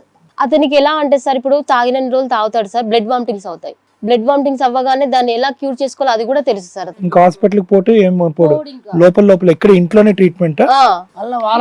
లోపల అంతా గొల్ల అవుతుంది, ఇదంతా తెలియక ఏదో అప్పటికప్పుడే. బీట్రూట్ జ్యూస్ తాగడం, కొత్తిమీర జ్యూస్ తాగడం నాకు టార్చర్ మేడం. మళ్ళీ తాగినంత సేపు టార్చరే, నైట్ పడుకోనివ్వడు మందు లేకుంటే. ఉండాల బిడ్డ, సంసారం కదా, 2 పిల్లలు ఉన్నారు, నీ సంసారం సరిదిద్దుకో. ఇవన్నీ అర్థమైంది. ఈ 6 నెలలు బట్టి గురుగారు ఒక్క నిమిషం, ఈ 6 నెలలు బట్టి ఏమైంది? మీ అమ్మాయిని మీరు తెచ్చుకుని పెట్టుకున్నారా? ఇక అయితే చెప్పుకుంటా సరే డాడీ ఏం చేస్తాం, మన కర్మ అని అనుకొని ఇక డ్యూటీకి పోతుంది, పిల్లలు బడికి తోలుకుంటుంది. ఇక అప్పుడప్పుడు నేనే వాటర్ తీసుకొస్తాను, బియ్యం తీసుకొస్తాను, కూరగాయలు మేమే తీసుకుపోయి ఇచ్చేస్తాను. నైట్ నాకు ఇంట్లో ఉండబుద్ధి అయితే అంటే వీళ్ళ అమ్మ పోయి పడుకునేది, ఇలా నైట్ నేను పోయి పడుకునేది. ఇట్లా కూడా అంటారు, నీ అమ్మ నాన్న ఎందుకు వస్తారా ఇక్కడికి అని ఇట్లా కూడా అంటారు మీ ఆడబిడ్డలు. నేను వెళ్తే మగుళ్ళు లేని చూసింది అవ్వగారింటికి పోయిందంట, అవ్వగారింటికి పోయిందని అంటారు. ఆ పేరు నాకు వద్దని వీళ్ళని పిలిపించుకునేది. మేము వస్తుంది, నీకు లాభతైనా సంపదైనా మేము చూసుకుంటుంది, నీ భర్త అక్కడ చల్లగా మంచిగా బాగా వస్తే మంచిదే, మాకు సంతోషమేనా, మీరు మంచిగుంటేనే మంచిది మాకు అని అనుకుంటా తీసుకుంటూ వస్తాను. ఇక మిట్ట మధ్యాహ్నం ఇక డ్యూటీకి పోయింది, పొద్దున పిల్లలు బడికి తోలింది, డ్యూటీకి పోయింది. మిట్ట మధ్యాహ్నం 3 బావలా తీసుకున్నాడు, కథ చుట్ట పట్టుకున్నాడు, వచ్చి ఇల్లు తాళం బల కొట్టిండు, సామాన్ తీసుకెళ్ళి ఇల్లు తాళం బల కొట్టి సామాన్లు వేసుకుంటా అన్నట. ఎత్తా అంటే ఇంటి పక్కన ఫోన్ చేసిందట. ఏమో ఫోన్ చేస్తే నాకు ఆపరేషన్ అయింది, హాస్పిటల్లో ఉన్నా. హాస్పిటల్లో ఉండగానే ఇటు సంగతి రోయిలే, ఇటు తొందరగా రా, సామాన్లు అన్నీ డీసెంబుల్ ఎత్తారు, వాళ్ళ బావలు వచ్చారు అనగానే, అరే ఇంత సడన్గా సామాన్లు వేసుడేంది, ఆయనకు మంచిగా లేదని హాస్పిటల్ వేసింది అన్నారు కదా. మరి నిన్నటిదాకా తాగే ఉన్నాడు, తీసుకుపోయి అమ్మగారి ఇంటికాడ ఉంచొచ్చింది, ఊరిపోయి ఆమె ఆయన వెళ్ళిపోయాడు మేడం. ఆయన పోయినాక తీసుకుపోయి వచ్చినాక నిన్నటిదాకా ఆయనే ఉన్నాడు. ఇది ఎక్కడ కథ అని తొందరగా ఊరికొచ్చింది. ఊరికి వచ్చాక 2 బావలు గలవాటలు నిలబడ్డారట, లోపలికి పోకుండా. ఇక 4 పని మనుషులు పెట్టిరట, ప్యాక్ చేస్తారట. ఎందుకు ఖాళీ చేసి అమ్మాయిని వదిలేసి కొట్టేదాకా ఎందుకు వచ్చింది ఆ రోజు అక్కడ? ఇక ఏమైందనంటే ఆహా ఇల్లు అమ్ముతానంటే నువ్వు ఇల్లు ఖాళీ చేయంటే ఎందుకు ఖాళీ చేయలేదు. ఓకే, నువ్వు ఇల్లు అమ్మొద్దు, నేను ఖాళీ చేయను, ఇక్కడే ఉంటానంటే నిన్ను ఎలా అయినా ఖాళీ చేయించడం కోసం ఈ వంక పెట్టారు. సెంటర్కి వెళ్ళినప్పుడు కూడా ఇదే మేడం నాకు టార్చర్. మా వదిన ఫోన్ చేసి అంటే వాళ్ళ అక్క ఫోన్ చేసి నువ్వు ఇల్లు ఖాళీ చేయి, అమ్మ దగ్గరికి వెళ్ళిపో, నువ్వు అక్కడ ఉండండి, నేను ఇల్లు రెంట్కి ఇస్తాను, అమ్మేస్తానని మాట్లాడింది. ఇది ఎట్లా ఉంది అనేసి నా మొగుడు నన్ను ఇక్కడ ఇది అన్నాను మేడం. నా మొగుడు నన్ను ఇందులో ఇక్కడ పెట్టేసి వెళ్ళిపోయాడు. సో ఆయన వచ్చాక వెళ్తే బయటికి వెళ్తానేమో, నేను అప్పుడు ఆయన వచ్చేంత వరకు నేను బయటికి వెళ్ళను అంటే నాకు నమ్మకం ఉండేది మేడం. అతను ఏంటంటే పిల్లల ఫ్యూచర్ కోసం బాగుంటుంది, అపార్ట్మెంట్ ఫెసిలిటీస్ బాగుంటాయి, లాంగ్వేజ్ అయినా వాళ్ళ బాగుంటది కదా అనేసి బాగా ఇష్టపడి తీసుకున్నాను మేడం. అతను ఆయన అమ్మడు, పిల్లల ఫ్యూచర్ చూస్తాడు అని ఆయన మీద నమ్మకం పెట్టుకొని నేను వీళ్ళతో పోరాడుకుంటూ వచ్చాను మేడం. అసలు ఆ బిల్డింగ్ ఆ ఫ్లాట్ మీ ఆయనది కాదు కదా, మీ ఆడపడుచు వాళ్ళది కదా, మీకు ఉండే రైట్స్ ఎక్కడ ఉంటాయి అనుకున్నారు? ఆడపడుచు అంటే ఇప్పుడు అలా కల్పించి చెప్తారు మేడం. రియల్ గా అయితే మీ అల్లుడిది, చెప్పడం మాత్రం మీ ఆడపడుచు. 45 లక్షలు పెట్టి నెట్ క్యాష్ పెట్టి ఈమె బంగారం వాళ్ళ అమ్మది ఇంకా వాళ్ళు కుదబెట్టి ఆ పర్సనల్ లోన్ మొత్తం తీసుకొని ₹1 లేకుండా కట్టేసాడు. కాకపోతే అలా అది 4వ అంతస్తు రిజిస్ట్రేషన్ కాదట. ఓకే, అందుకనే రిజిస్ట్రేషన్ కాదట, ఎప్పుడో తక్కువ అవుతుందట మున్సిపాలిటీ వాళ్ళు ఇచ్చినప్పుడు. దాని కొరకు వెయిటింగ్ చేస్తారు. అది ఈయన పేరు మీదనే ఉన్నది. ఈయన వాళ్ళ బావ పెద్ద తెలియకలు రాజకీయ డబ్బులు కట్టాడు అనేది ఆధారం ఉందిగా ఆ బిల్డింగ్ ఓనర్ కి. అది ఆ బిల్డింగ్ ఓనర్ కూడా ఇతని బాగా తెలుసా, కట్టినట్టు ఆధారం ఉంది కదమ్మా. డబ్బులు మనకి చెప్పరు, ఫేవర్ గా చెప్పరు మేడం, చెప్పరు సార్. ఇప్పుడు ఏమంటాడు వీళ్ళ బావ ఏమంటాడు, నేను ఇల్లు అమ్మేసినాను మహిళా సంఘంలో పెట్టినా మేడం. మహిళా సంఘంలో పెట్టగానే మహిళా సంఘంలో వాళ్ళ దగ్గరికి వచ్చిండు, నేను ఇల్లు అమ్మేసిన వాళ్ళ అర్హతే లేదు పోయి ఉండటానికి, వస్తే అక్కడ మా అమ్మోళ్ళ ఇంటికాడ వస్తే ఉండాలి, లేకపోతే పీకితే పీకాలి, నాకు వద్దు మేడం, నాకు వద్దు విడాకులు చేసుకుంటా. మరి దేనికి తాగుతానో అని వాళ్ళు అడిగితే నా భార్య వల్లనే తాగుతాను, ఇంకేం దొరకలేదు అడిగి. నా భార్య టార్చర్ పెడుతుంది, నేను తాగుతాను. ఎందుకు టార్చర్ పెడుతుంది, ఏం టార్చర్? నా అక్కలు రానియదు, నా బావాలు రానియదు. నువ్వు మీ అమ్మా నాన్న రానివ్వట్లేదని ఎలా చెప్తున్నావో, అతను వాళ్ళ అక్క బావల్ని వాళ్ళ అమ్మా నాన్న ఎంటర్టైన్ చెయ్యట్లేదని. వాళ్ళ కుటుంబ సభ్యులు నాకు వాళ్ళతో సంబంధమే లేదు సార్. నేను మార్నింగ్ డ్యూటీకి వెళ్తే ఈవినింగ్ వస్తాను. సంబంధమే లేదు. మీ ఇంటికి ఎప్పుడన్నా వచ్చారా వాళ్ళు? వస్తాను మేడం. భోజనాలు చేశారా? చేశారు. వాళ్ళు వచ్చినప్పుడల్లా నేను మర్యాదలు బాగానే చేస్తాను. సరే, ఏదన్నా కానీ నువ్వైతే డైవర్స్ కావాలంటున్నావు, పిల్లలకి ఏదన్నా న్యాయం జరిగితే చాలనేది. Okay sir. ఇది కథ కాదు జీవితం ప్రోగ్రామ్ ని అందరికంటే ఒక రోజు ముందుగా చూడాలి అనుకుంటే హిట్ టీవీ యాప్ ని డౌన్లోడ్ చేసుకోండి. ఇందులో మీరు మెచ్చే, మీకు నచ్చే కంటెంట్ సిద్ధంగా ఉంది. ఇప్పటి వరకు ఇంత వయసు, ఈ తెలివితేటలు ఉన్న ఆడపిల్ల ఇంతవరకు ఈ సముద్రం ఏదటమే మహా గొప్ప అండి. ఒంగో పెట్టి ఎగిరి తంతారు. ఏది పెళ్ళైనటువంటి 3వ రోజే ఇలాంటి వ్యవహారం ఉంటే కనుక అతనికి మీరు 3 తప్పులు. ఒకటి, మీ బాధ మీద అనుకోండి. దాంట్లో మనం ఏమంటాం, పేదరికం అంటామా, కష్టం అంటామా? ఆటో నడిపేటటువంటి వ్యక్తికి అరబిందో ఫార్మాలో చేసేటటువంటి వ్యక్తి వస్తున్నాడంటే ఎవరు ఎగిరిగంతేరు? 15 సంవత్సరాలు ఏంటి, 50 సంవత్సరాలు తేడా వచ్చినా చేస్తారు. సరే, మీ కష్టంలో మీరు వెళ్ళిపోయారు. కానీ బహుశా ఏంటంటే 15 సంవత్సరాలు ఆ అమ్మాయి కంటే పైపెచ్చి ఉన్నవాడు, 16 సంవత్సరాలు 15 సంవత్సరాలు ఉండి చదువుకునేటటువంటి ఆడపిల్ల, అదే మీ కొడుకుని మీరు చదివించారు, 55,000 జీతం సంపాదిస్తున్నాడు అంటే ఎంత బాధగా ఉంటుందంటేనండి ఇలాంటి కథలు వింటూ. ఇప్పుడు చేతులారా అమ్మాయి చేతికి ఏముంది, తెలివితేటలు ఉన్నాయని చెప్పుకునేటటువంటి ఒక మాట తప్ప చదువు లేదు, భర్త లేదు, సంసారం లేదు, కాపురం లేదు, పిల్లలకి తండ్రి లేడు. ఆ మనిషి ఎంతకాలం బతుకుతాడో కూడా తెలియదు ఈరోజు. ఇప్పుడు తండ్రిగా ఉన్నాడు, రేపొద్దున ఆడపిల్లలకి ఎక్కడో ఉన్నాడు, ఎక్కడో ఉంటాడు, రేపొద్దున 2 ఆడపిల్లల దగ్గర ఉండి పెళ్లి చేస్తాడు అని అనుకోవటానికి అతనికి ఎంతకాలం బతుకుతాడో కూడా తెలియదు. నోట్లోంచి రక్తం కక్కుతూ ఉంటాడు, ఇంట్లోనే వైద్యం చేసుకుంటూ ఉంటాడు. ఈరోజు ఈ అమ్మాయి చేసినటువంటి ఈ ప్రయాణం కేవలం ఒకే ఒక ఆలోచనతో. ఏంటి అది అంటే కనుక తల్లిదండ్రుల మీద ఉన్న భక్తి, పిల్లల భవిష్యత్తు మీద ఉండేటటువంటి ఆలోచన. అమ్మ రేపొద్దున ఈ పిల్లలకి ఒక తండ్రి లేకపోతే ఎలాగ పరువు, అయ్యో అమ్మ నాన్న ఇంత కష్టపడి పెళ్లి చేశారు, ఆ కాపురం కాపాడటం గురించే కదా మీరు అనుక్షణం దేవులాడారు ఆ ఇంటి ముందు, ఆ అపార్ట్మెంట్ ముందు. సో ఇవన్నీ ఆలోచించినటువంటి ఆడపిల్ల ఇక్కడి వరకు ఉంది అంటే కనుక నిజంగా మీరు చేసుకున్న పూర్వజన్మ సుకృతం అండి. ఈ అమ్మాయి ఎప్పుడో చచ్చిపోవాలి, అయితే సూసైడ్ చేసుకున్నా చచ్చిపోవాలి, లేదంటే ఆ తాగినటువంటి మత్తులో ఆ మనిషి ఏం చేస్తాడనేది తెలియకనే చచ్చిపోవాలి, లేదంటే విధవరాలైనా అయి ఉండాలి, ఏదైనా జరిగి ఉండొచ్చు. కానీ ఇప్పటికీ కూడా భగవంతుడి దయ వల్ల ఏంటంటే 3 అంశాలు ఇక్కడ. ఒకటి, ఈ అమ్మాయికి కొండంత భూదేవంత ఓపిక, ఓర్పు, సహనం ఇచ్చాడు. ఆ ఓపిక, ఓర్పు ఇప్పుడు వరకు దేనికి వాడింది? అపార్ట్మెంట్ కాపాడటానికి, మొగుడిని మార్చుకోవటానికి వాడింది. ఇక ముందు నుంచి రోహిణి పిల్లల్ని కాపాడుకోవటానికి, నీ జీవితాన్ని నిలబెట్టుకోవటానికి వాడుకో. ఇది నెంబర్ 1. ఇంకో సెకండ్ థాట్ లేదు. డైవర్స్ అనేటటువంటిది చాలా ఈజీగా ఆలోచించవచ్చు, దానికి విధి విధానాలు ఎలా ఉంటాయనేది లాయర్ మేడం చెప్పినంత గొప్పగా ఎవరూ చెప్పరు. రెండో అంశం ఏంటంటే ముఖ్యంగా ఇక్కడ ఇప్పటికైనా కూడా నువ్వు చదువుకోవచ్చేమో అనేటటువంటిది నా ఆలోచన అమ్మా. ఇప్పటికైనా కూడా ఓపెన్ హౌస్ డిగ్రీ కడతావా, ఏదో ఒకటి. ఎందుకంటే ఆ చదువు అనేటటువంటిది నీలో ఒక కాన్ఫిడెన్స్ని ఇస్తుంది, ఒక ధైర్యాన్ని ఇస్తుంది. ఇప్పుడు ఎంత నువ్వు 24 25 24 ఓపెన్ కోర్స్ డిగ్రీ చేయొచ్చు. ఆ డిగ్రీతో నువ్వు ఏదైనా ఉద్యోగం చెప్తున్నాను రేపు పొద్దున పిల్లల్ని కాపాడుకుని ముందుకు తీసుకెళ్ళాలంటే. మూడో ముఖ్యమైనటువంటి అంశం ఏంటంటే, నువ్వు అప్పులు పాలయ్యి నువ్వు పస్తులున్నా కూడా పిల్లల్ని చదివిస్తున్నావు చూడు, అది నీకు ఎప్పటికైనా కూడా నీకు తిరిగి పెట్టేటటువంటి ఒక గొప్ప అంశం అమ్మ. తండ్రి విషయానికి వస్తే కనుక దయచేసి పిల్లల్ని పెంచేటటువంటి విధానంలో అందరు మగాళ్ళు ఇలాగే ఉంటారు, తాగి ఇలాగ జీవితాలు నాశనం చేసుకుంటారు, లేదంటే తాగి కుటుంబాలను ఇలా నాశనం చేస్తారు అనేటటువంటి అంశం పొరపాటును కూడా నీ పిల్లలకి నేర్పించద్దు. ఎందుకంటే ఇది ఉద్యోగం చూశారు, శాలరీ చూశారు, కానీ ఒక వ్యక్తి యొక్క వ్యక్తిత్వం ముందుగానే పసిగట్టేటటువంటి ప్రయత్నం ఈ తల్లిదండ్రులు చేయలేదు సార్. ఏంటి మనిషి ఏంటి, ఎందుకు పరిగెట్టుకుని ఒక 15 సంవత్సరాల కంటే చిన్నపిల్లని వచ్చి ఎందుకు చేసుకుంటున్నాడు, ఇతని లవ్ స్టోరీ ఏంటి, ఇతని తాగుడు అంతకు ముందే అలవాటు ఉందా, ఇతని బలహీనతలు ఏంటి అనేటటువంటిది ఆ కథా కమానిషు మనం ముందు నుంచే కనుక్కోగలిగేటటువంటి ఒక ఆవగింజ అంత తెలిసినా కూడా మనం పసిగట్టేయచ్చు. అది పసిగట్టలేకపోవటం అనేటటువంటిది ఈ రోజు నీ మెడ చుట్టూ ఉరితాడయింది. సో కాబట్టి పిల్లలకు పెంచేటప్పుడు ఏంటంటే మనం ఏమని చెప్పాలి అంటే, చదువుకోండి, పెరగండి, ఉద్యోగాలు చేసుకోండి, మీ కాళ్ళ మీద మీరు స్థిరపడండి.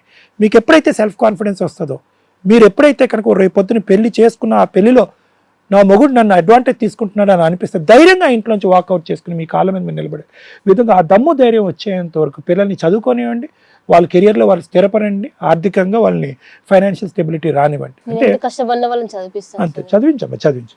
ఇక్కడ ముఖ్యంగా ఏంటంటేనమ్మా, నిజంగా రమేష్ గారిని చూస్తే, నాన్నగారిని చూస్తే నాకు కంటతడి పెట్టండి, నాకు ఏడుపు వచ్చినట్టు అనిపించింది. ఏంటంటే అతనికి తెలిసి ఎక్కడో పొడిచింది, ఏంద్రా నేను కొడుకుని చదివించుకున్నాను, కూతుర్ని ఏంటి 16 సంవత్సరాలు అప్పుడు ఇలా పేక్ తగ్గొట్టేనేంటి, ఈ దరిద్రుడికి ఇచ్చి చేసేనేంటి అనేటటువంటిది. కాబట్టి అతని కాళ్ళ వేళ్ళ బతిమాలి అన్ని ప్రయత్నాలు, అన్ని విశ్వ ప్రయత్నాలు చేశాను.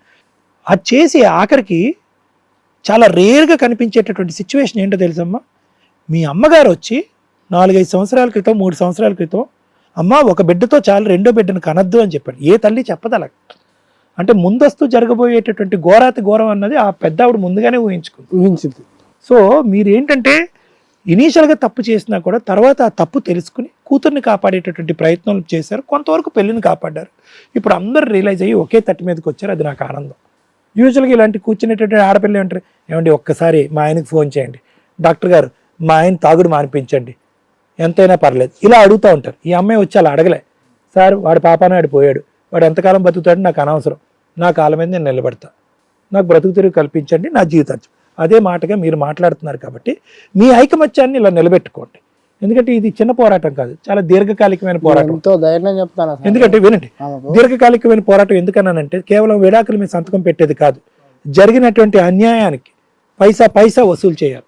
ఉన్నటువంటి ఫ్లాట్ ఉందా, లేదంటే అతని వెనకాతలు ఏ ఉన్నాయో అవన్నీ చెరు సమానంగా ఈమెకి పిల్లలకి చెందాలి. జరిగినటువంటి నష్టాన్ని కేవలం ఆర్థిక పరంగానే పూరించగలం తప్ప ఇంకో దారి లేదు. కాబట్టి ఆ మనిషిని బాగు చేయండి అనేటటువంటి అంశం ఈ అమ్మాయి నన్ను అడగలేదు, అడిగినా కూడా నేను అవ్వదు అని చెప్పేస్తాను. మారడు. ఎందుకంటే కనుక రీహాబిలిటేషన్లో 3 నెలల పాటు కూర్చుని 50,000 ఖర్చు పెట్టిన అతను 5వ రోజు వచ్చి తాగాడు. కాకమ్మ కథలన్నీ అందులో రాశాడు, నాకు ఎంత ఖర్చు అయింది, నేను ఈ రోజు నుంచి మానేస్తాను, అంత గ్యాస్. ఇతను రాశాడో వాళ్ళు రాయిపించారో మనకు తెలియదు, కానీ అంత గ్యాస్ కూర్చొని రాసుకున్నాడు. అలాంటి వ్యక్తిత్వాలు మారరు. నేను చెప్పకముందే మీరు తెలుసుకున్నారు. ఒకప్పుడు అతన్ని మార్చండి అని వచ్చి ఈ అమ్మాయి ఇక్కడ కూర్చున్నా కూడా అసలైనటువంటి కథ అనేటటువంటిది ఈ అమ్మాయికి చెప్పేసి ఉండేవాడిని, అమ్మ ఆ మనిషి మారడమ్మా. ఒకసారి ఏం చెప్పిండంటే, సెంటర్కి పోయే ముందు ఉల్లుగా దాగి ఉన్నాడట. మేము అప్పుడు రావట్లేదు వీళ్ళింటికి, రాకపోతే చిట్టి మీద రాసి నేను చచ్చిపోతానా, ఎవరి వలన చచ్చిపోతానని, అత్త మామ నా భార్య తరపున వాళ్ళ వలనే నేను చచ్చిపోతానా, నా భార్య పిల్లల్ని నా బిడ్డలు మాత్రం, నా పిల్లల్ని మాత్రం మా కుటుంబ సభ్యులకు ఉపజెప్పి వాళ్ళ తల్లిదండ్రులకు నా భార్యకు తగిన శిక్ష పడాలని కోరుకుంటానని రాసిపెట్టాడు. రాసిపెట్టినాక ఇల్లు ఉక్కుతా అంటే ఆ సందులో బీరువా సందులో బడి ఉన్నదట. అదే సిట్టి వాళ్ళ ఆడబిడ్డకైనా వీళ్ళ అమ్మకైనా వీళ్ళ నాన్నకైనా దొరికితే, ఇగో ఇట్లా రాసి పెట్టిండు, పుసుకుని ఊరేసుకొని చచ్చిపోతాడు, ఆ సిట్టి వాళ్ళకి దొరుకుతుంది. అప్పుడు పరిస్థితి ఏంది మాది? అతను ఇలా కూడా చేశాడు సార్. ఒక 3 to 4 days మందు మానేసాక ఎవరో వచ్చి ఏదో చేస్తున్నారు, హాలుసినేషన్స్ ఏదో చేస్తున్నారు, ఏదో అవుతుంది ఇంట్లో, ఏదో అవుతుంది. అతనికి బ్రెయిన్ పాడైందమ్మా, నేను చూడకుండా చెప్పగలను. లివర్ పాడైందమ్మా, మల్టీ ఆర్గన్ ఫెయిలియర్ అవుతుంది. ఎంతకాలం బ్రతుకుతాడో తెలియదు. ఈరోజు నువ్వు కావాలి అనుకున్నా కూడా వచ్చి నీ పక్కన ఎంతకాలం ఉంటాడో కూడా తెలియదు. సో మీరు తీసుకున్నటువంటి నిర్ణయం కరెక్ట్ నిర్ణయం. లీగల్గా లాయర్ మేడం చెప్తారు ఏ విధంగా మీరు. ఈమె చేయలే సంసారం, నేను చేసిన ఆయనతోని. కానీ ఇప్పుడు కనుక మళ్ళీ తోలితే నేను పోయి మళ్ళీ కాలు మొక్కాలి, ఏళ్ళు మొక్కాలి, ఇది చేయాలి, అది చేయాలి, తాగుతూనే ఉంటాడు, కడగాలి, పిండాలి బట్టలు. ఇంత ఇసుకుపడ్డ మేడం. అయినా పోనీ పిల్లలు ఉన్నారు బతకని అని అనుకున్నావు. కొట్టి నువ్వు బయటకు వెళ్ళగొడితే నా బిడ్డ నాకు కిడ్నీ ఆపరేషన్ అయింది సత్తారని పిల్లలు పట్టుకొని బయటకు వెళ్ళింది. బయటకు వెళ్ళాక నేను ఫోన్ చేస్తే, బిడ్డ నువ్వు ఎక్కడికి పోకు, మన ఇంటికి రా, తర్వాత మాట్లాడదాం, నువ్వు ఎక్కడికి పోకు, నేను ఇంటికి వచ్చినాక మాట్లాడతాను, హాస్పిటల్ నుంచి ఇంటికి వచ్చినాక అప్పుడు మహిళా సంఘం వాళ్ళకు చెప్తే వాళ్ళు 6 నెలల కంచి వాళ్ళ 30 తిప్పలు పెడతాడు వాళ్ళని. ఇప్పుడు వస్తారంట రేపు అంటారు, రేపు వాయిదాల మీద వాయిదాలు. ఇప్పుడు 6 నెలలుగా చెప్తాడు. మొన్న ఏమన్నాడు, 20 తారీఖు నాడు, పోయిన నెల 20 తారీఖు నాడు, ఈ నెల 20 తారీఖు నాడు నీ కోర్టుకు వేసిన, నీ కోర్టులే చూసుకుంటా, కోర్టుల విడాకులు తీసుకుంటా అని ఆమెకు చెప్పిండు. ఇక ఆమె ఏమాట అన్న గిట్ట సంగతి అంటే మరి అంటే ఇవన్నీ నాటకాలు ఆడడానిక 10 మందిలకు వచ్చి మాట్లాడేంత ఇది లేదా? నీకేం చెప్తానక్క, పోయి గుంజుకొచ్చి 10 మందిని నిలబెట్టి అడుగురి, మమ్మల్ని రమ్మంటుందా, మేము వచ్చి గొడవ చెప్తాం, నీకు నాకు మంచిగా, నువ్వు నా ఇంటికి ఎందుకు వచ్చినావు కానీ నన్ను అంటే. ఇంక వదిలేసండి రమేష్ గారు, మొత్తం అంతా అర్థమైంది కదండి. సో అంతా వదిలేసి ఒకటి సార్, వాళ్ళ బావ సతీష్ అంటే ఆయన ఉన్నాడు, మెయిన్ ఆయన మాట తీయరు, ఆయన కొంచెం సౌండ్ పార్టీ. ఇక మమ్మల్ని అంటేనే ఈగతో తీసేస్తాడు. ఎందుకు బతారో వాళ్ళు సత్యం అయిపోతుంది అది మాట్లాడతాడు. ఫస్ట్ స్టార్టింగ్ లో మహిళా సంఘంలో పెట్టాక అతనే మాట్లాడాడు మేడం. వాడేం మాట్లాడతాడు, వాడేమి ఇస్తాడు, 2-3 లక్షలు ఇస్తానులే పొమ్మను, మొత్తానికి విడాకులు ఇస్తుందా, పిల్లల్ని మాకు ఇచ్చేసి నేను చదివిస్తా, నేను చదువుకుంటా, పిల్లలు మాకు ఇచ్చేయమను, హాస్టల్ పడిస్తాం మేము, అమ్మకు 2-3 లక్షలు ఇస్తాము, విడాకుల సంతకం పెట్టేసి నాకు ఆయనకు సంబంధం లేదని వెళ్ళిపోమ్మను. నేను ఒకటే మాట అన్నా మేడం, నాకు డబ్బులు ఇవ్వకుండా పర్లేదు, నా పిల్లలు నాకు కావాలి. మేడం ఈ ఎపిసోడ్ అనేది కొన్ని లక్షల కుటుంబాలకు ఒక ఎగ్జాంపుల్ అని నా ఉద్దేశం. ఒక కుటుంబం యొక్క అవసరం, ఒక కుటుంబం యొక్క అత్యాశ, ఈ రెండు కలిపి ఒక మ్యారిటల్ సిస్టంలోకి వచ్చేసి ఒక పెళ్లి జరిగిపోయింది. వీళ్ళ అత్యాశ ఏదైతే ఉందో, అరవిందో కంపెనీలో జాబు, మంచి అబ్బాయి, చూడగానే చాలా బాగున్నాడు, కత్తి లాంటి సంబంధం, మంచి family, well educated family, well settled family, ఇలాంటి కుటుంబంలోకి అమ్మాయి వెళ్తున్నప్పుడు వాళ్ళు ఫస్ట్ నేను అడిగిన క్వశ్చన్ అదే, ఆ రేంజ్ అబ్బాయి మిమ్మల్ని ఎందుకు చేసుకున్నాడు, ఏం చూసి చేశాడు, నువ్వు చదివింది ఇంటర్మీడియట్, 16 ఏళ్ల పిల్లవి, వీళ్ళకి ఆశ ఉండొచ్చు కానీ వాళ్ళకి ఎందుకు ఉంది, వాళ్ళ అవసరం ఏంటి, ఎందుకు దిగొచ్చారు అనేది అర్థమే కాని విషయం. స్టిల్ ఇప్పటికే అర్థం కాల. కానీ మనం అనుకోవాల్సింది, మేము అజ్యూమ్ చేయాల్సినవి ఏంటి అంటే, అతనికి లవ్ ఫెయిల్యూరు, ఎవరిని చేసుకొని అని ఉంటాడు, ఏదో సంబంధం అంటగట్టాలి కాబట్టి వాళ్ళకంటే బాగా తక్కువ ఉన్న వాళ్ళు చేసుకుంటే, అన్నది కరెక్ట్ మేడం, కాళ్ళ దగ్గర ఒకరు ఉన్నారు, కాళ్ళ దగ్గర పడి ఉంటారు, ఎక్కడికి పోరు. దానికి తోడు అబ్బాయి కొంచెం యారగెంట్ గా కూడా ఉండుంటారు, ఎవరు కంట్రోల్ చేయడం కుదరదు కాబట్టి ఒక ఇంట్లో పని పిల్లలు అంటే ఒక అమ్మాయి దొరికితే చాలు అని వాళ్ళు దిగి వచ్చి వీళ్ళని చేసుకున్నారు. అది వాళ్ళ అవసరం. వీళ్ళ అత్యాశ ఏంటంటే, ఒక ఆడపిల్లని ఇచ్చేటప్పుడు కామన్ గా మనకంటే బెటర్ ఫ్యామిలీ, ఒక 5 లక్షలు 2 లక్షలు అని స్త్రీధనంగా కట్నం కింద అని ఏది మాట్లాడుకుంటారో అవన్నీ ఏం చూసి ఇస్తారు అంటే వాళ్ళ బ్యాక్గ్రౌండ్, అత్తమామలు ఏంటి, వాళ్ళ ఆస్తులు ఏంటి, రేపొద్దు పిల్లకి ఏదైనా కష్టం వస్తే కూర్చొని తిరగలిగే అంత ఉందా లేదా, ఇది ఆశ అనుకుంటారు. కానీ 30 లక్షలు అయితే 8 లక్షలు, ఎకరం పొలం ఇస్తాను 3 లక్షలు నెట్టించిన, ఎకరం పొలానికి 5 లక్షలు. ఆ ఎకరం పొలం వీళ్ళ సిచ్యువేషన్ బట్టి నాకు అక్కడ ఉంచుకున్నా. మంచి మధ్య చేస్తారు ఉన్నంతలో, అదన్నా నా పేరు మీద చెయ్యి, నా పేరు మీద చెయ్యి, నీ బిడ్డ పేరు మీద చెయ్యి, నా భూమి నువ్వు పెట్టించుకుంటావు అని పెద్ద గొడవే. నువ్వేం చేసినా నువ్వు మారినాడు నీ పొలం నీకు వస్తుంది. కాసేపు మాట్లాడితే మీకు క్లారిటీ వస్తుంది. సో మీరు అంత కట్నం ఇచ్చారు అంటే దానికి 100 రెట్లు ఎక్స్పెక్టేషన్స్ మీకు ఉన్నాయి.